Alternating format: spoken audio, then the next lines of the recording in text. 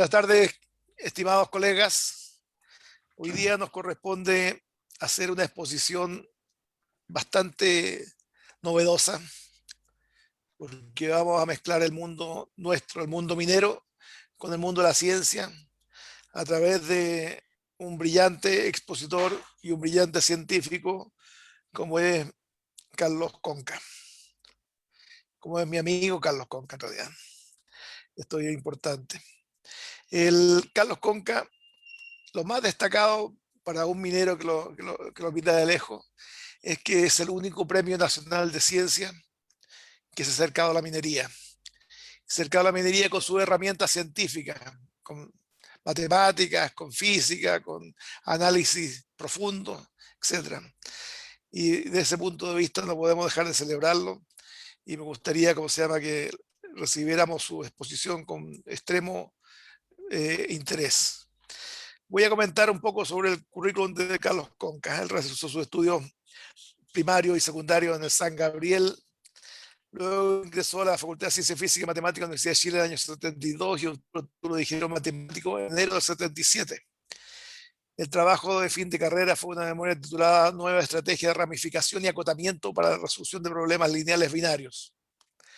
En el mismo año 77 ingresó al Departamento de Ingeniería Matemática de la Facultad en calidad de ayudante. Desde el año 1990, Carlos es profesor titular de la Universidad de Chile en el Departamento de Ingeniería Matemática. En el año 2000 se transformó en cofundador e investigador asociado al Centro de Modelamiento Matemático de la Universidad de Chile. Carlos también es miembro del número de la Academia de Ciencias Chilena de Ciencia, del Instituto de Chile también desde el año 2010. En Francia, por disposición del Ministro de Educación, Investigación y Tecnología, con fecha 1998, se aprobó la decisión de los consejos unitarios que le dio el título y las insignias de doctor honoris causa. Durante su trayectoria, Carlos Destacado ha recibido un montón de premios, destacando lo siguiente. Recibió en el año 94 el premio Manuel Noriega Morales en el campo de la ciencia exacta. En el año 95 el premio a la excelencia docente. En el año 96 el premio Manuel Montt en el campo de la ciencia exacta. En el año 96 también la medalla rectoral. En el año 2002 la medalla de profesor titular. En el año 2003, ahí donde, para mi juicio, es un punto bien destacado, el Premio Nacional de Ciencia Exacta. Adicionalmente, en el año 2006 fue elegido el mejor docente, y en el año 2016, el Instituto de Ingenieros de Chile recibió el premio Ramón Salas Edwards por innovación tecnológica. Carlos también es autor de 2 libros. El primero está en francés, Problème mathématique en coupage fluide structure, y un libro que se llama Fluids and Periodic Structure. Uno de ellos editado en París en el año 94 y el otro de ellos también editado en París pero en el año 95. Con estos premios fue que recibió el premio Manuel Montt, por estos libros fue que recibió el premio Manuel Montt del año 96. Carlos además es un excelente expositor. Como buen profesor universitario, tiene un dominio de escena espectacular, así que espero que todos disfrutemos de su excelente charla. Adelante, Carlos, por favor. Bueno, muchísimas gracias. Voy a compartir pantalla.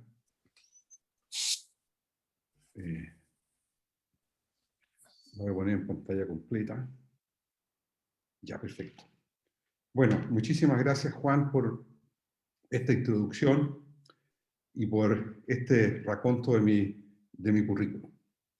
Quiero comenzar la charla que le he titulado Ciencia y Minería a solicitud justamente del Instituto y dedicarla a la memoria de don Ramón Fuente Aguilar, que es un colega de ustedes al cual nosotros le tuvimos un cariño pero enorme a lo largo de toda su vida, en la cual compartimos trabajo, compartimos cenas, compartimos una amistad en la cual incluimos a Juan y a varias otras personas que fueron discípulos de don Ramón.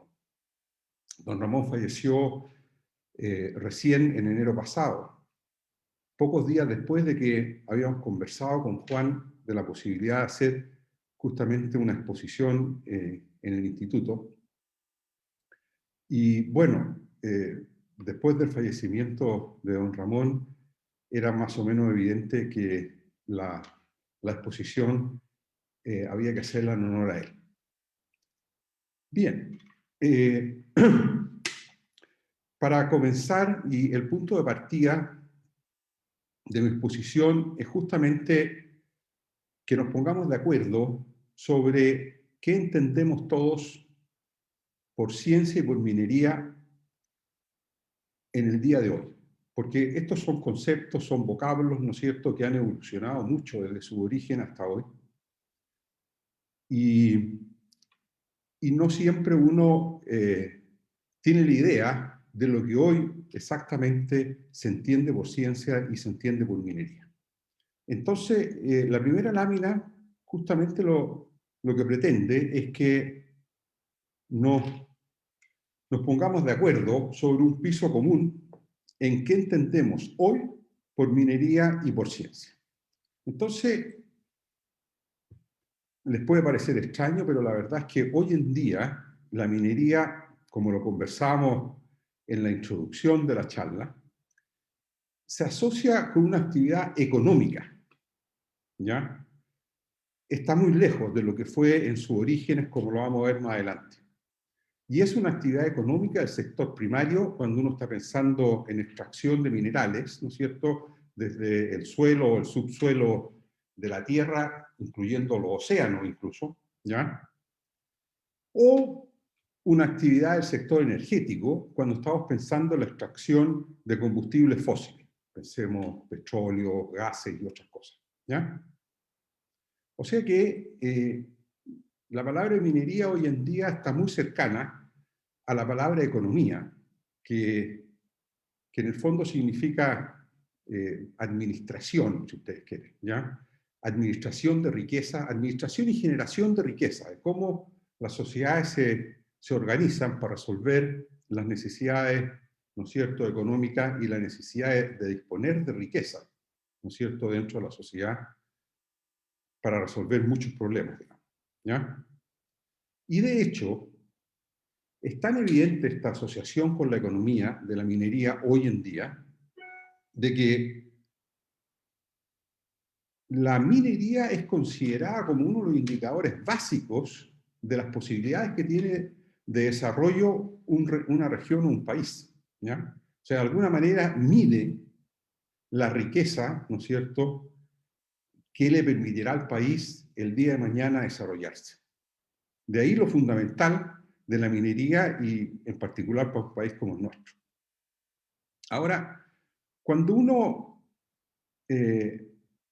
mira evolutivamente la minería, una de las cosas que primero salta a la vista es que la minería ha evolucionado de manera similar a como lo ha hecho el cerebro de los seres humanos. El cerebro de los seres humanos ha evolucionado desarrollando habilidades que le permitan beneficiarse de mejor manera del mundo que nos rodea. O sea, ¿cómo sacamos provecho de lo que está alrededor nuestro en beneficio nuestro? ¿Ya?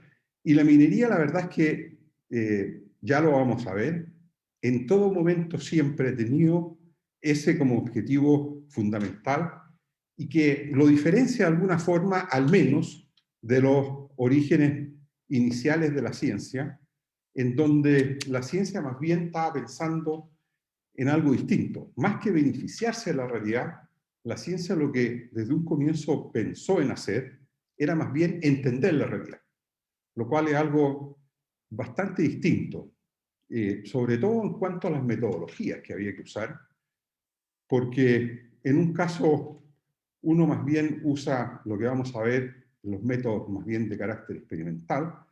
En cambio, la ciencia lo que ha hecho es más bien usar la imaginación y el pensamiento de modo de construir teorías abstractas para entender el mundo que nos rodea.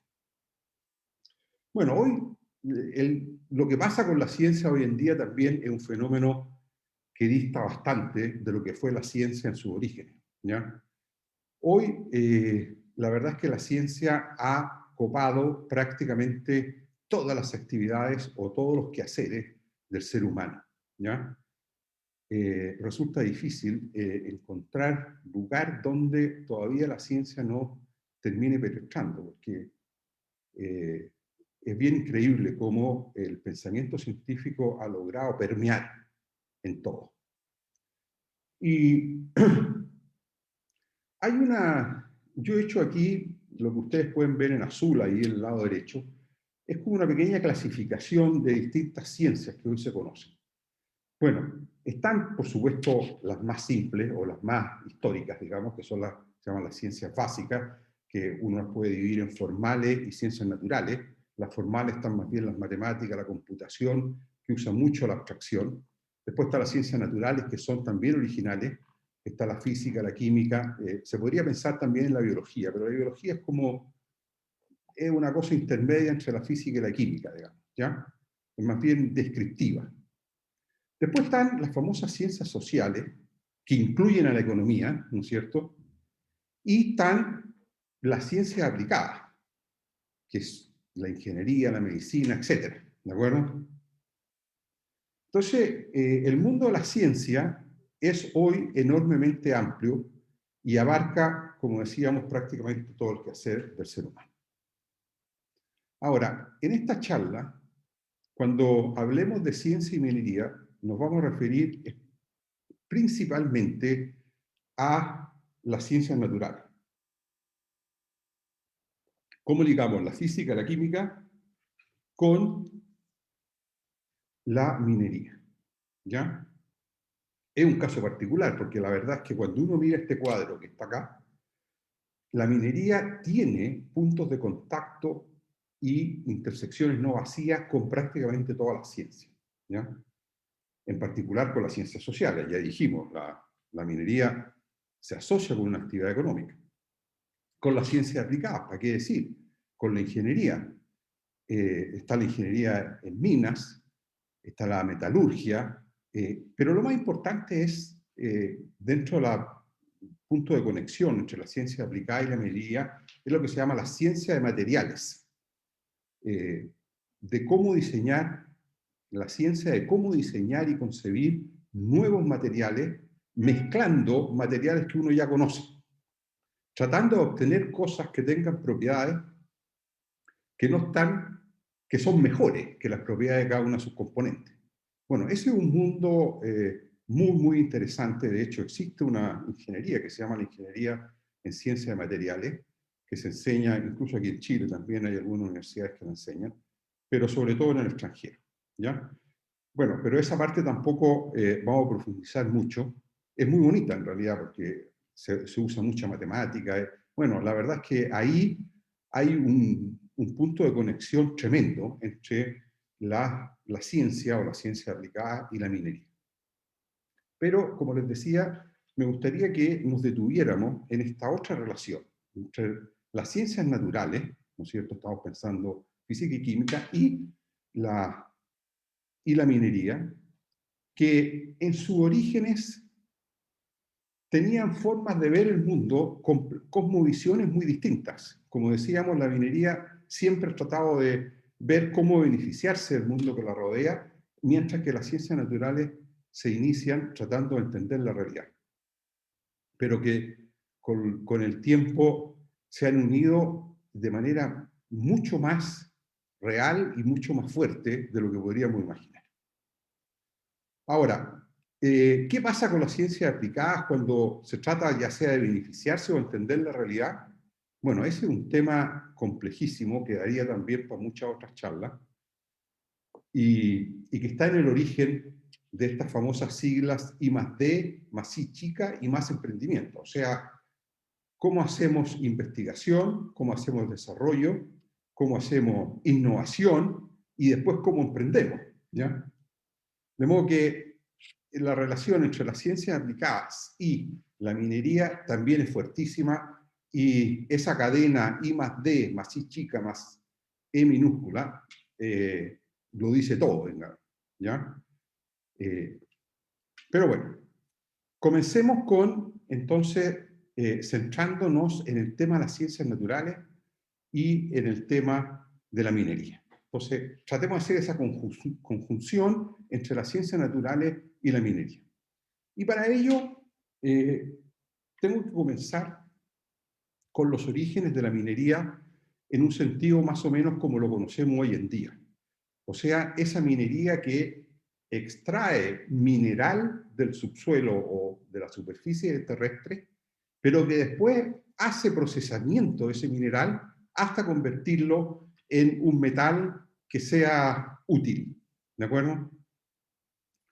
Bueno, ese proceso es muy lento, es largo, involucra mucha ciencia, mucha técnica, es complejo, pero ese... Carlos, no avanza la... Ah, sí, ahí está, ya. Esto comenzó en la época del Neolítico, o sea, esto comienza hace unos 12.000 años atrás, pero la semilla de la minería la verdad es que comenzó a germinar muchísimo antes. Y este Neolítico es lo que se denomina la edad de la nueva piedra, o sea, es el último conchito de la edad de piedra, en la cual ya comienzan a haber cosas un poco más sofisticadas al nivel del uso de la piedra, que es como la piedra es como una preminería, digamos, una protominería, ¿ya? Las herramientas comienzan a ser mucho más sofisticadas, se comienzan a pulir estas herramientas, antiguamente eran solo talladas, como lo vamos a ver en la edad de piedra antigua, que es el paleolítico, que tiene una duración muchísimo más grande que el neolítico, que dura apenas unos 4.000, 5.000 años, pero que el otro dura millones de años en realidad. Y es la época en que el ser humano repara por primera vez en algo que no es una piedra, sino que pasa a ser un metal. Y eso ocurre cuando se comienza a trabajar y uno se da cuenta de que efectivamente, además de las piedras, hay otras cosas. Y esas otras cosas es este famoso cobre nativo, como lo ven en la foto ahí a la mano derecha. Ese cobre nativo fue quizá el primer contacto que tuvo el ser humano con un mineral, que no era una piedra, o sea, con un metal que no era una piedra. ¿Ya? Y después de descubrir el cobre, la verdad es que se despertó una curiosidad importante y que nos dejó marcados hasta el día de hoy en realidad, y que es que comenzamos a diferenciar lo que es una piedra ordinaria de lo que es metales más valiosos o que resultaron ser más valiosos. Y esa diferenciación se hace por color, peso y brillo. Y yo eh, los quiero invitar a un pequeño ejercicio imaginativo de qué fue lo que pasó por la mente de este hombre del Neolítico. Estamos pensando en una persona que vivió hace unos 10.000 años atrás, en el octavo, noveno milenio antes de Cristo, y que era recolector justamente de este cobre nativo, pero que además tenía curiosidad. Entonces yo me traté de meter un poquito en la mente de este individuo y qué es lo que se dijo a sí mismo. Dijo, bueno, esta cosa es mucho más consistente que las piedras corrientes. O sea, tiene una densidad mucho más alta que las piedras corrientes. Después, lo puedo deformar en frío, sin que se rompa. Esa otra curiosidad que le parecía una propiedad bien distinta a la que tenía con la roca. Luego, imagino que se dijo lo siguiente. Qué curioso este material. Cuando lo golpeo con una piedra redonda, o sea, con una especie de martillo como tendríamos ahora, se deforma. Y no es duro. Lo puedo rayar y cortar con una hoja de sílex. El sílex no es un mineral propiamente tal, es una especie de roca que se usó en el Paleolítico justamente como herramientas y arma para descuartizar animales y para guerrear también. Se debe haber dicho también, como es pesado, también podría hacer algunas herramientas y armas con él.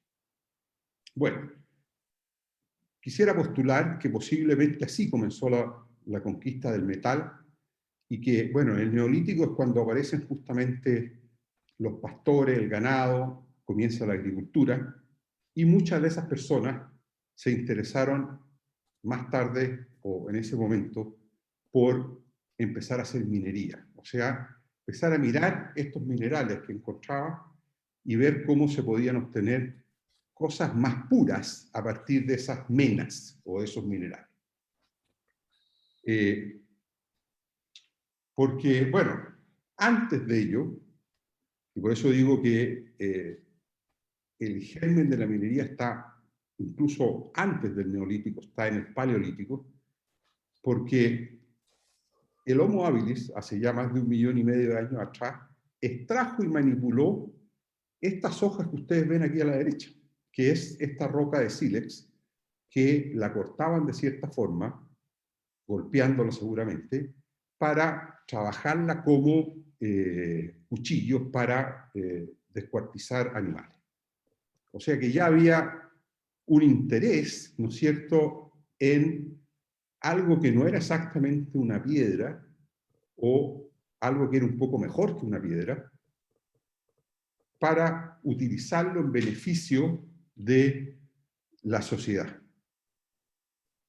Lo otro que extrajo mucho y que buscó con paciencia al ser humano fue esta famosa hematita.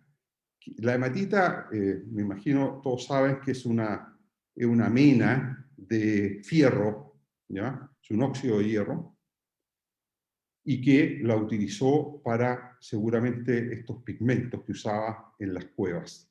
Esto ya fue mucho después que el sílex, en todo caso. Bueno, pero ni el hombre primitivo neolítico, ni el hombre del paleolítico, este Homo habilis, fueron capaces de hacer verdadera minería, porque la minería consiste en procesar el mineral y extraer de ahí el metal. Para eso se necesitaba un ingrediente suplementario.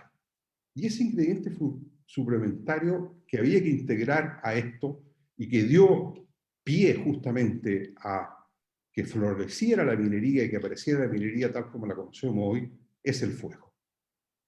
El fuego fue justamente el ingrediente que estaba faltando para que floreciera la minería. Ahora, el fuego ha jugado un rol, pero verdaderamente un pilar fundamental en el ascenso cultural y en el desarrollo evolutivo del ser humano. Porque permitió algo que hoy en día ni siquiera nos damos cuenta. Permitió esto de cocinar los alimentos, lo cual permitió que los alimentos ganaran un valor energético gigantesco. Y esa energía que se comenzó a ahorrar hizo de que todo el aparato digestivo se contrajera a favor de un crecimiento del cerebro, ¿ya? Y en algunos cientos de miles de años pasamos de cerebros que tenían del orden de 550 cc, centímetros cúbicos, a los cerebros que tenemos hoy, que rondan los 1400, 1500 cc. Y bueno, esto fue en etapas más o menos graduales, y entre medio está, por ejemplo, Homo erectus, que llegó a tener un cerebro casi de 900 cc. Ahora, los neurocientistas hablan de la hipótesis del tejido caro, de que ¿por qué algunos animales tienen cerebros grandes? Es porque tienen intestinos pequeños. Y el haber pasado justamente de comer carne cruda a comer carne cocida nos permitió justamente o hizo que el sistema digestivo disminuyera en tamaño y en utilidad, digámoslo así, y el cerebro comenzó a crecer. Pero para eso, evidentemente, para que esto ocurra, es necesario que mejore la calidad de lo que uno absorbe. Ahora, el cerebro, el tejido que existe en el cerebro es muy caro. ¿Y por qué razón es caro? Porque es muy consumidor de energía. la masa corporal del cerebro es del orden del 2% de la masa corporal completa de la persona. O sea, cada uno de nosotros, su cerebro ocupa un 2% de la masa, digamos, total. Sin embargo, ocupa el 20% de la energía que nosotros consumimos al día. O sea que es proporcionalmente muy cara en energía, digamos. Bueno, cuando el ser humano integra el fuego, ¿no es cierto?, a su desarrollo técnico y a su ascenso cultural, lo primero que ocurre es que mejoró la calidad de la herramienta y las armas que usaba. De hecho, esas famosas hojas de sílex, haciendo uso del fuego, las transformaron en unas hojas que eran muchísimo más eficientes, ¿de acuerdo? Se han encontrado justamente esas armas o esas hojas de sílex que fueron mejoradas usando fuego. Y poco a poco fue emergiendo una nueva curiosidad en la mente de los seres humanos, y que fue esta curiosidad de empezar a echar al fuego otros materiales que no fueran simplemente las piedras de sílex. Y para ver qué pasa. Y que, bueno, esa es una costumbre que hasta el día de hoy la mantenemos. O sea, esa cuestión de hacer algo, lo que podríamos llamar la prueba y el error. O sea, intentamos algo para ver qué pasa.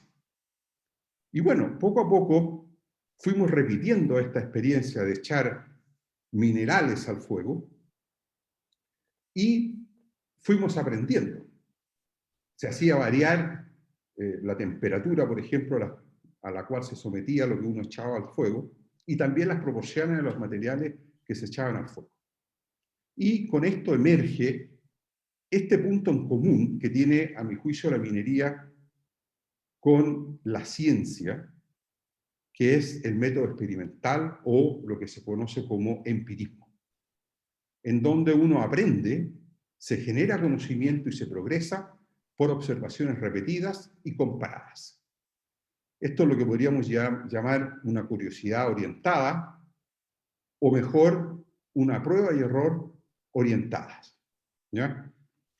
Y aquí yo puse 3 fotos. En la primera está un mapa de las zonas más importantes en donde se comenzó a desarrollar estas fundiciones de mineral. Los primeros metales que se fundieron fueron el estaño, el plomo y el cobre, ¿ya?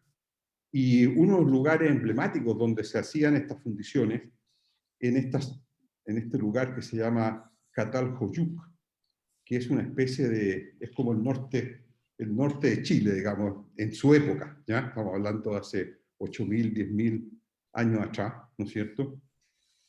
Y que todo el aprendizaje que se hace durante esta época daría después paso a la famosa edad de los metales, que ya es una edad mucho más civilizada, mucho más avanzada, en donde ya empieza a aparecer la escritura, empieza a aparecer la matemática y, bueno, aparecen varias otras cosas que el pensamiento abstracto, vienen ayudadas un poco o apoyadas justamente por este desarrollo enorme que tuvo la minería durante esa época. Bueno, ahora, ¿qué sabemos por el lado de la ciencia? Por el lado de la ciencia, es evidente que el método experimental es, sin duda, un origen de la ciencia. O sea, esa gente estaba haciendo ciencia, ¿ya? Estaban haciendo experimentos, estaban haciendo prueba y error orientada, y eso hasta el día de hoy sigue siendo uno de las herramientas básicas del pensamiento científico y de la forma como ha progresado la ciencia.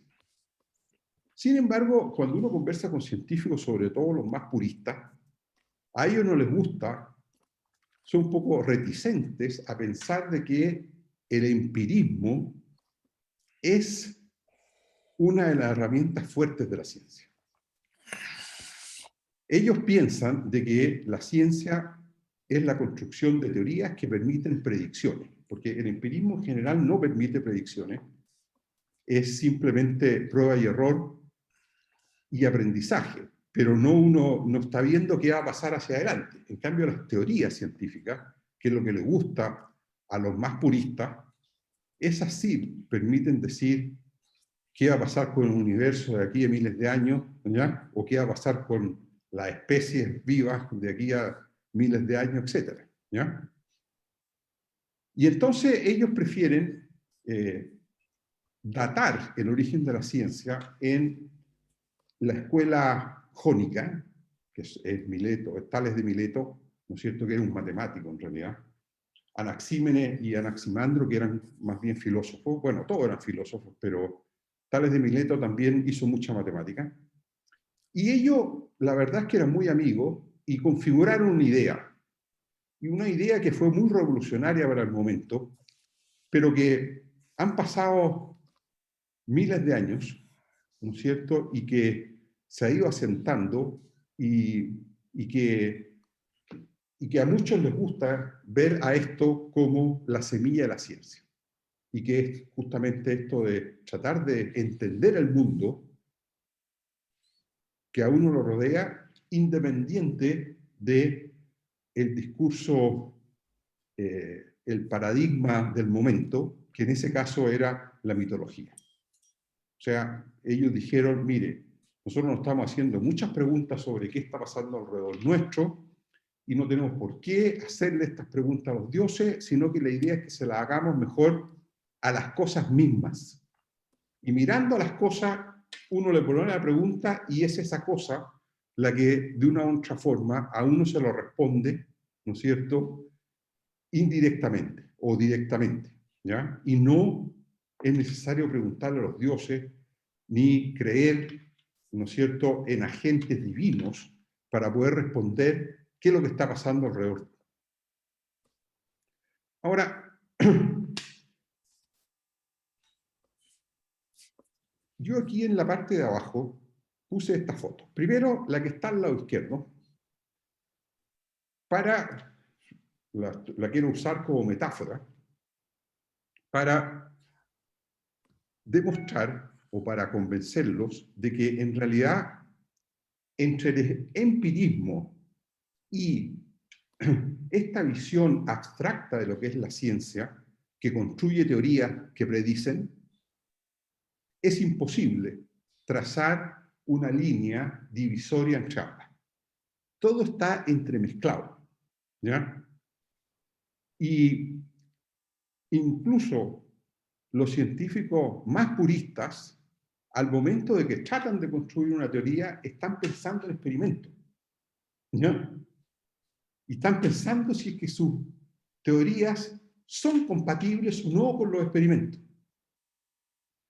Y para ilustrar lo que les acabo de decir, yo he puesto aquí la foto, he puesto 4 fotos, o 6 fotos, digamos, de científicos en donde los primeros 3 pertenecen a este grupo de personas que eran empiristas o que basaban toda su investigación científica en experimentos, y otros 3, que son Einstein, Planck y Schrödinger, que lo que hicieron fue siempre construir teorías abstractas sobre el comportamiento del mundo que nos rodea. En cambio, los primeros 3, que son Henri Becquerel, el matrimonio Pierre y Marie Curie, y Ernest Rutherford, que lo único que dedicaron su vida dentro de la investigación fue siempre a hacer experimentos y aprender de esos experimentos, ¿ya? Ahora, estas personas, Becquerel, el matrimonio Curie y Rutherford, sus experimentos les permitieron grandes descubrimientos importantes, en particular el descubrimiento de las radiaciones radioactivas, de la radioactividad que emana, esto es verdaderamente muy cercano a la minería. Esto de aquí es la versión siglo XIX, fines del siglo XIX, siglo XX, de lo que fueron las primeras fundiciones de mineral, ¿ya? Solo que ahora el resultado era un poco más complejo, mucho más complejo. El resultado de las primeras fundiciones fue encontrar metales puros. Ahora lo que descubrió esta gente fue estas radiaciones. Radiaciones, ¿ya? Que pueden ser de carácter corpuscular, o sea, la materia puede estar emitiendo, ¿no es cierto?, partículas, o puede ser de carácter ondulatorio, o sea, la materia emite ondas electromagnéticas, ¿ya? Y estas las descubrieron estos señores que están acá. Bueno, podría haber puesto también el descubridor de los rayos X, pero creo que eso iba por un lado un poco distinto. El origen de los rayos X es un poco distinto a el origen de la radioactividad. Aunque también en ambos casos es actividad nuclear, en el núcleo de los átomos. Y estas personas que están al lado derecho, Einstein, Planck, Schrödinger, y bueno, acompañados de otras personas también, Heisenberg, ellos lo que hicieron fue construir teorías que explicaban, en particular construyeron la mecánica cuántica, los fundamentos de la mecánica cuántica, que explican los experimentos que hicieron las personas que estaban al lado izquierdo. ¿Ya? A ver. Ahora, ustedes se preguntarán, ¿qué tiene que ver esto con minería? Bueno, está íntimamente ligada, ¿de acuerdo? Porque esto es cómo se transforma la materia. La materia, como ustedes saben, se viene transformando en un proceso continuo de autoorganizativo. O sea, ella no necesita de nada externo para transformarse. Y esta transformación la viene haciendo desde la época del Big Bang hasta hoy, ¿ya? Originalmente, en los primeros segundos después del Big Bang, había solo partículas elementales. O sea, estas cosas que están al interior del núcleo, al interior de los protones, al interior de los neutrones, ¿ya? Son cosas, pero absolutamente diminutas, que se fueron organizando, se fueron juntando hasta formar núcleos, después para formar átomos, después para formar moléculas, después para formar astros, etcétera, etcétera. Ahora, ¿quién dirigió esa orquesta de autoorganización? Bueno, las 4 fuerzas de la naturaleza. Estamos pensando en la fuerza débil, la fuerza fuerte, que son las que actúan al interior del núcleo, la fuerza electromagnética, que también actúa al interior del átomo, y la fuerza gravitatoria, que ya es una cosa más macroscópica y que actúa a nivel de los astros. Entonces, detengamos 30 segundos en qué fue lo que descubrió el primero de estos señores, este señor Henri Becquerel. Él descubrió algo que hoy en día nosotros le llamamos la radioactividad natural, que es que hay ciertos minerales, en particular el uranio, ¿ya?, que cuando de manera espontánea, ¿de acuerdo? O sea, sin que nadie uno tenga que hacerle absolutamente nada al uranio, emite radiación, o sea, propaga ondas o propaga energía, propaga ondas. Una onda es algo que transporta energía, ¿ya? Ahora, por supuesto, él se dio cuenta que estaba habiendo una actividad de propagación de algo, pero no tenía idea cuál era la naturaleza de lo que estaba pasando. Él puso sales de uranio sobre estas películas de fotografía y vio que estas sales traspasaban el papel, ¿ya? Y traspasaban papeles negros y otras sustancias opacas. Bueno, esto generó una tremenda pregunta en el mundo científico, y en esa época, hacia 1895-96, Marie Curie comenzaba su tesis de doctorado y decidió investigar sobre la naturaleza desconocida en ese momento de estas radiaciones que emanaban de estas sales de uranio cuando eran puestas sobre una película de fotográfica. Entonces, uno de los primeros experimentos que hizo Marie Curie fue que con menas de uranio, por ejemplo la pechbenda y la toluenita, repitió los experimentos de Henri Becquerel y se dio cuenta que estas menas de uranio eran muchísimo más radioactivas o generaban más irradiación de energía, emanaba más energía que del uranio mismo. Y postuló, ¿no es cierto?, que estas menas de uranio, la pechbenda y la toluenita, debían contener otras sustancias que eran aún más radioactivas que el uranio. Y en 1898 descubrió que este elemento químico, el torio, también era radioactivo. Y el mismo año, junto a su marido, publicaron un artículo demostrando la existencia de un nuevo elemento que ya no se conocía, no era ni uranio ni torio, al cual llamaron polonio, en honor a la madre patria de Marie Curie, que era Polonia. Y fíjense, el mismo año todavía, mes de diciembre, esta mujer trabajaba día y noche. Esa era una de las grandes preocupaciones de su marido, que la mujer no estaba nunca en la casa, estaba siempre en el laboratorio. Descubrieron un segundo elemento, tampoco que no era ni uranio ni torio, sino que era el famoso radio. Y que ellos mismos le llamaron radio por la palabra rayo en español, ¿ya? Porque emitía justamente estas famosas radiaciones o estos rayos de energía. Y acuñaron esta famosa palabra radioactividad, que la conocemos hasta el día de hoy. Bueno, ¿qué conclusión nosotros podemos sacar? De que los trabajos de esta gente, Becquerel y Marie Curie, Rutherford también, que trabajó en cosas parecidas, la conclusión que sacamos es que este método experimental, que es un método común a la ciencia, al empirismo, a la ciencia y a la minería, más esta famosa pregunta que hizo Madame Curie, de saber cuál es la naturaleza de la radiación espontánea, esta que había descubierto Becquerel, abrió una puerta que yo llamaría la mayor aventura científica que han emprendido los seres humanos en toda su historia.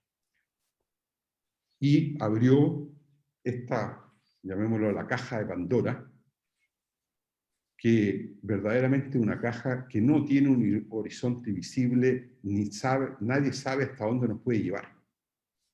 Lo que se ha avanzado en esta área, porque esto es el origen o el nacimiento de la química y la física nuclear, basado justamente en tratar de entender cuál es la naturaleza de esta radiación espontánea. O sea, ¿qué es lo que está pasando al interior de estos minerales o de estas sustancias que son capaces de manera espontánea de emitir radiación? O sea, de emitir ya sea partículas, porque la radiación puede estar hecha de partículas, o puede estar hecha de estas ondas electromagnéticas, ¿no es cierto?, que son las que descubrió Becquerel. Entonces, comienza con esto, ya no la conquista de los mentales, sino que algo mucho más microscópico, ¿no es cierto?, que el metal mismo. Sino que ahora vamos a mirar qué está pasando al interior del átomo de estas sustancias, y no solo el átomo, sino que más aún el núcleo del átomo.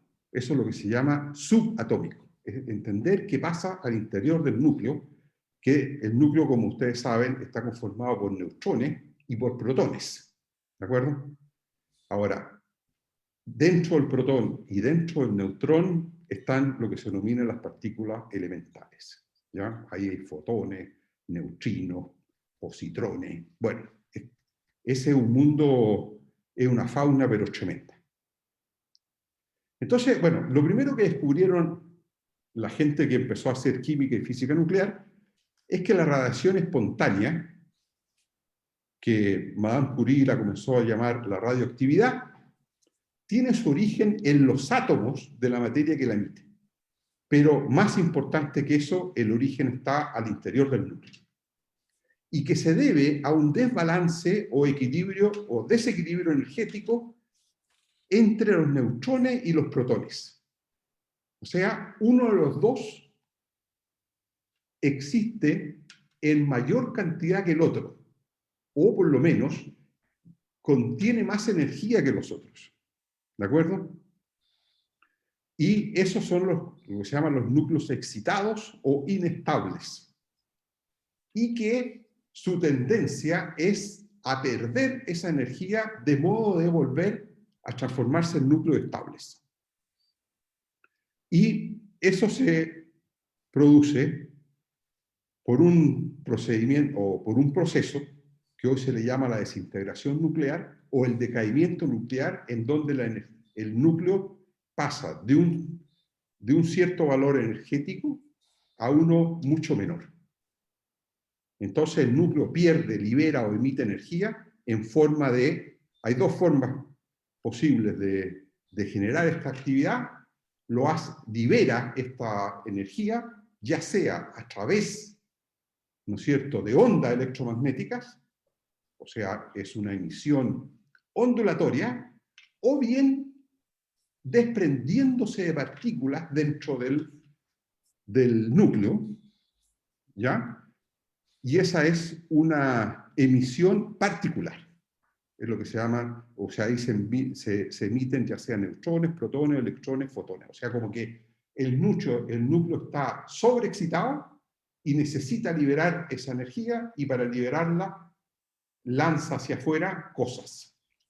O se descompone también. Esa otra forma de desintegración es lo que se llama la fisión nuclear. Ahora, los físicos nucleares han distinguido como las principales desintegraciones o formas de desintegración, una que le llaman la alfa, en donde lo que se emite son partículas, son principalmente partículas de helio. Después hay otra que se le llaman la beta, que también se emiten partículas, y la gamma, que lo que emite es más bien ondas electromagnéticas, como por ejemplo en el caso del uranio, en los experimentos de Becquerel. Ahora, le llamaron alfa, beta y gamma en ese orden porque por la capacidad que tienen estas radiaciones de penetrar la materia. Porque recordemos que la radiación de Becquerel penetraba estos papeles oscuros, pero no era capaz de penetrar cosas más potentes. En cambio, la beta llega a penetrar metales, como el aluminio, por ejemplo. Y la gamma lo penetra prácticamente todo. ¿Ya? La radiación gamma penetra todo salvo el plomo y el hormigón. Y esa es la única forma de controlarla. ¿Ya? Bueno. Ahora, yo aquí puse algunas otras cosas interesantes que uno puede aprender de física cuántica. Es de que, según de lo que uno aprende de la teoría cuántica, mejor dicho, o sea, de lo que proporcionaron más bien los teóricos, es que la radioactividad es un proceso aleatorio, es decir, uno no puede saber nunca bien cuándo un átomo se va a desintegrar o no, aunque sea inestable. O sea, aunque tenga esta descompensación y este desequilibrio al interior del núcleo energético. Incluso, eso no lo puede saber incluso si el núcleo viene de la época del Big Bang, o sea, un núcleo que tiene 14.000 millones de años, uno no puede saber si el día de mañana su probabilidad de desintegración es más alta que uno que tiene al lado. En cambio, cuando uno tiene una colección de átomos, o sea, uno tiene materia donde está hecha todas de los mismos átomos, los físicos nucleares han definido lo que le llaman la vida media, o sea, cuánto tardaría esa colección de átomos en desintegrarse ella. Todos juntos, en promedio los átomos dentro. Ahora, lo que es bien interesante y que hace tan complicado toda la teoría cuántica es que esta vida media no tiene un límite superior y pareciera que tampoco tiene un límite inferior. O sea que la desintegración puede ocurrir en menos de un pico segundo después de que se ha generado la inestabilidad hasta la edad del universo. O sea, 14.6 mil millones de años. ¿Ah? Bueno, ahora, como ustedes se podrán imaginar y como ha ocurrido infinitas veces a lo largo de la historia del ser humano, que hemos copiado la naturaleza rápidamente, el hombre aprendió a replicar este proceso de desintegración nuclear. O sea, se dio cuenta qué había que hacer para que la materia se desintegrara y para generar justamente esta radioactividad, ya sea los rayos gamma o las partículas alfa-beta. Y creó rápidamente lo que hoy en día se conoce como la radiación artificial.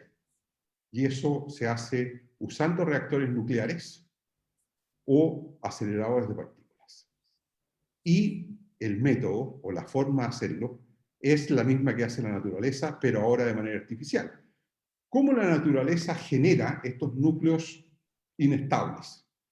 Lo hace bombardeando la materia. Y lo hace bombardeando, por ejemplo, con rayos cósmicos, ¿no es cierto? A la Tierra está llegando diariamente mucha cantidad de rayos cósmicos que bombardean la materia existente y al bombardearla le agregan neutrones normalmente a los núcleos y eso va generando inestabilidades. Bueno, y esto fue lo que aprendieron los seres humanos, a bombardear núcleos estables de ciertas sustancias químicas, no cualquiera átomos, cuando uno los bombardea con partículas apropiadas, como por ejemplo neutrones, generan núcleos que sean inestables y que se produzca después el decaimiento o la desintegración. Bueno, ¿qué pasa una vez que se ha producido la desintegración? Bueno, cuando se ha producido la desintegración, dependiendo si es una desintegración del tipo alfa, beta o gamma, pueden pasar cosas muy distintas.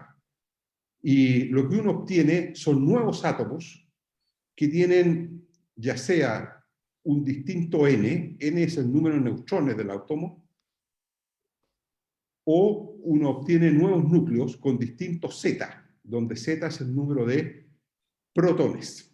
Este es el número que indica el número de protones dentro del núcleo, dice qué elemento es. Por ejemplo, el hidrógeno tiene un z igual a 1, el helio tiene un z igual a 2, ¿ya? Pero el cobalto tiene un z igual a 59, ¿ya? Pero cuando uno lo bombardea al cobalto con estos neutrones, puede justamente pasar, bueno, va cambiando de este z. Y el nuevo núcleo que se forma puede ser estable o inestable. Seguir siendo inestable. Ahora, si cambia el número de protones, lo que se hace es que se crea un nuevo elemento diferente, ¿ya? Después de la desintegración atómica. Y entonces aquí los científicos se dieron cuenta de que uno puede convertir unos elementos en otros, ¿de acuerdo? Porque si uno puede lograr cambiar el número de protones dentro del núcleo, lo que hace en el fondo es cambiar el elemento químico. Por ejemplo, cuando el hidrógeno es bombardeado con núcleos de protones, se puede transformar en helio, si es que la desintegración es alfa, ¿ya? O lo otro que puede pasar es que hay un cambio de isótopo, que es el mismo elemento, pero con una masa atómica distinta. O sea, la suma de neutrones más protones no es la misma, ¿ya? Ahora, los isótopos de un elemento normalmente son inestables. O sea, estos vuelven a decaer y emiten radiación. O puede producirse lo que se llama la fisión nuclear, en donde aparecen fragmentos del número original con masas distintas. O sea, el núcleo se divide en partes, ¿ya? Por ejemplo, en dos, cada uno de los dos con la mitad de la masa, digamos. Y después de un decaimiento puede venir otro, que es lo que se llama la desintegración en cadena.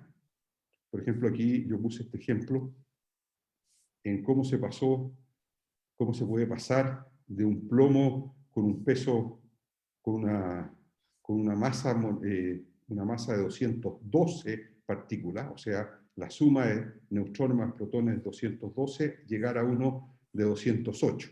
Ahora, en el camino se pasa por varios elementos. Está potasio, bismuto y otros. ¿Eh? Y todos estos son radioactivos. Bueno, este mundo de conexión entre la minería y la ciencia experimental y la ciencia teórica, yo lo quiero emblematizar, ¿ya? Y sintetizar en este hombre, que es Glenn Seaborg, que fue un químico norteamericano que en el año 51 compartió el premio Nobel, porque este hombre, con este método, está bombardeando cosas, descubrió 10 nuevos elementos que tienen una masa atómica más grande que el uranio, y por eso que se llaman los transuranios, ¿ya? Pero no solo eso, sino que junto a John Livingood descubrieron este isótopo del cobalto, que se llama el cobalto 60, ¿ya? Que también se obtiene bombardeando cobalto y con neutrones, justamente, y que en esa desintegración se produce unos rayos gamma que se han usado mucho en radioterapias, porque ya Madame Curie había descubierto que estos rayos gamma o estas radiaciones que emanaban destruían tumores, ¿ya? Y bueno, esta es una técnica que se fue desarrollando con el tiempo. Ahora, no fue exactamente él quien desarrolló la radioterapia por cobalto, pero es gente que trabajaba en su equipo y cercano a él, digamos.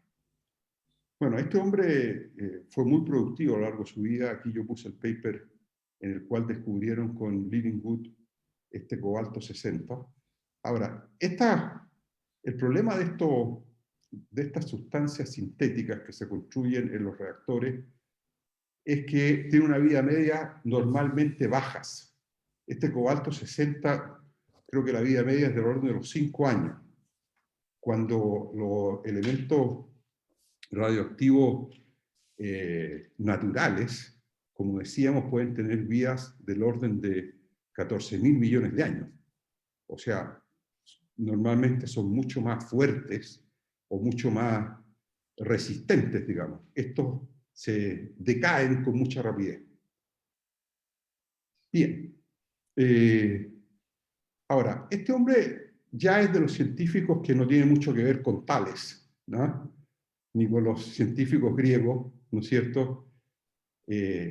No estaba solo preocupado de entender el mundo que lo rodeaba, sino que quería también beneficiarse del mundo que lo rodeaba. Es una persona que vivió muy cercana al poder toda su vida.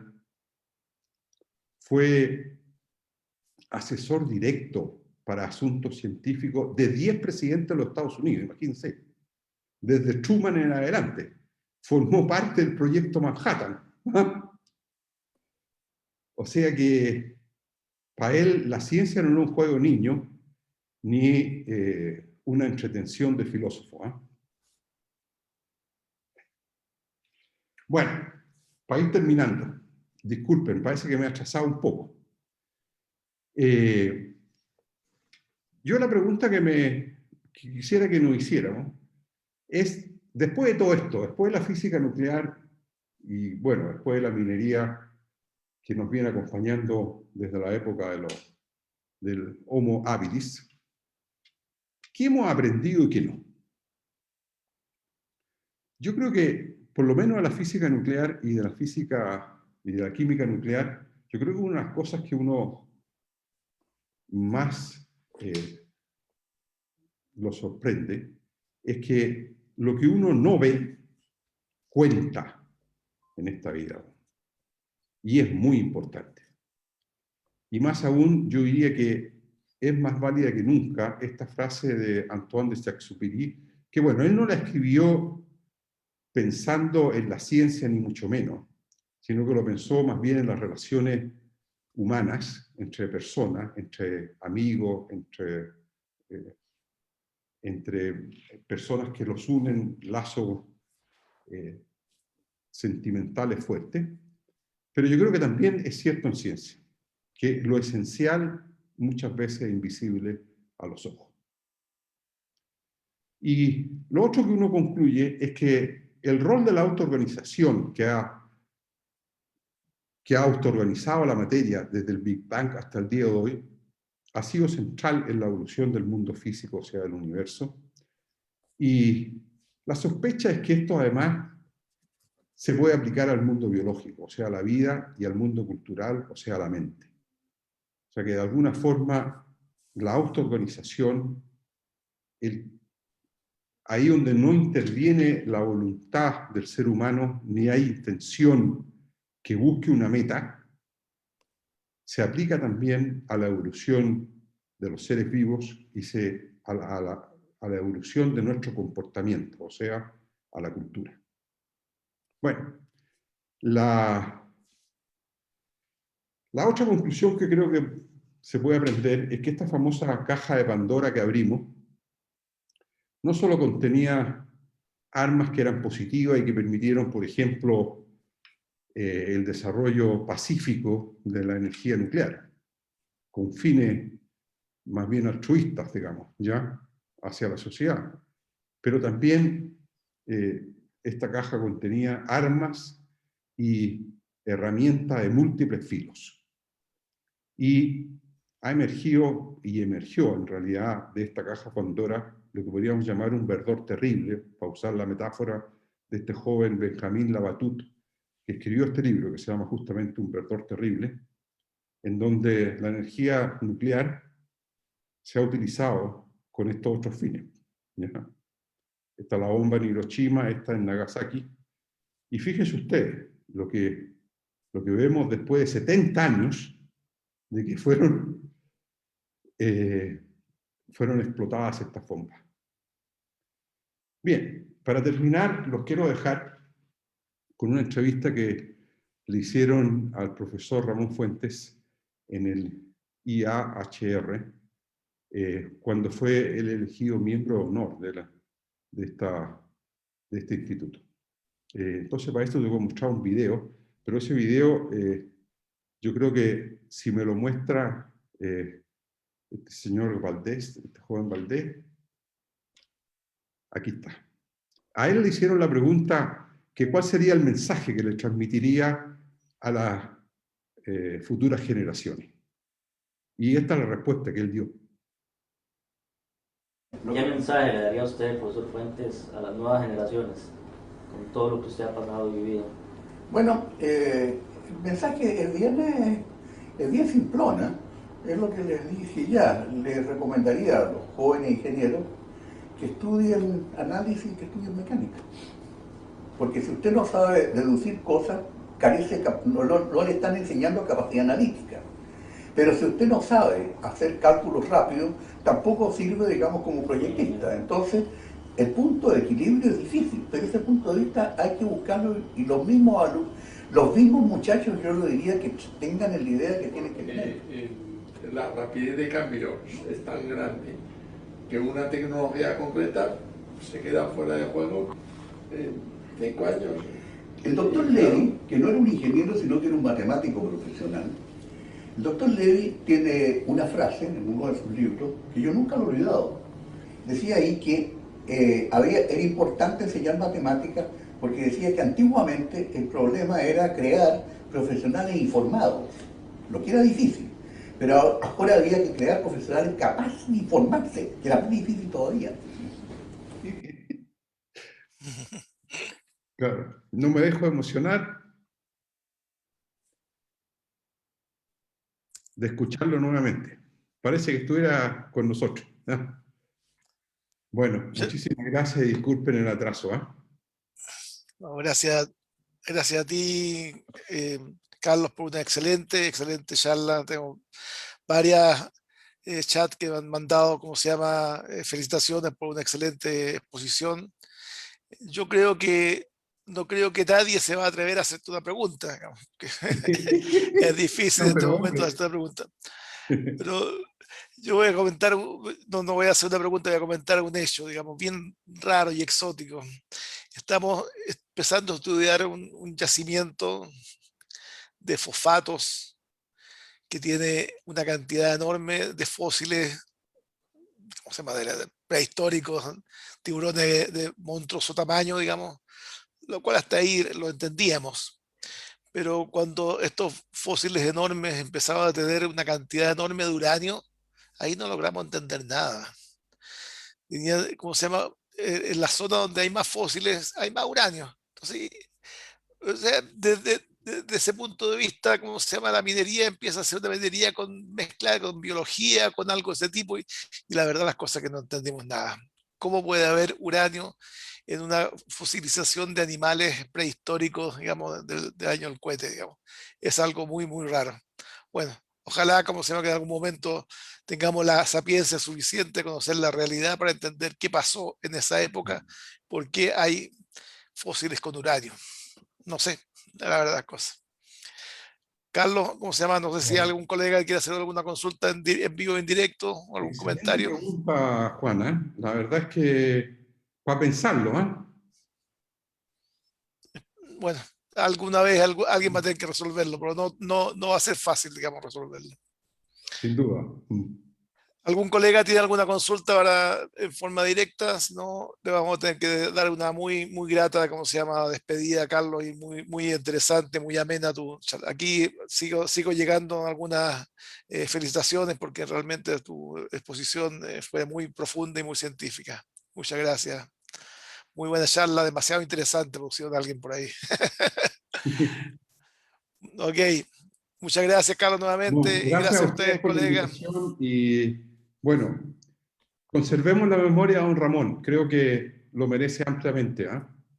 Perfecto. Enalteció la Universidad de Chile, enalteció a su país y creo que su nombre tiene que permanecer dentro de los grandes ingenieros hidráulicos nuestros, ¿ah? Junto a Ramón Sala Edwards, junto a Francisco Santamaría, bueno, que son las personas fundadoras de los primeros laboratorios de ingeniería hidráulica en Chile, ¿ya? Ramón Fuentes tuvo una ventaja de que estuvo ligado un 98% de su tiempo al mundo de la minería, otro 2% al Claro. mundo de la hidráulica convencional. Y en el mundo de la minería, él descubrió con mucha profundidad, digamos, la formación de las pastas de relave que se empezaban a laminarizar, a tener comportamientos que no eran esperados, etcétera, etcétera. Tuvo una muy buena participación. Fluidos Bigman Sí, Fluido Figma y otros más, digamos. y otros más, Oye, claro. siguen llegando felicitaciones, digamos, muy, muy claro, muy didáctico. Así que, Carlos, muchas gracias No, nuevamente. Que gracias estés a muy bien. ustedes, ¿ah? Un Hasta abrazo luego. grande. Hasta Sigan luego. cuidándose mucho, ¿ah? De todos modos. Gracias. Un Hasta abrazo, luego. ¿ah? Hasta luego. Chao, chao.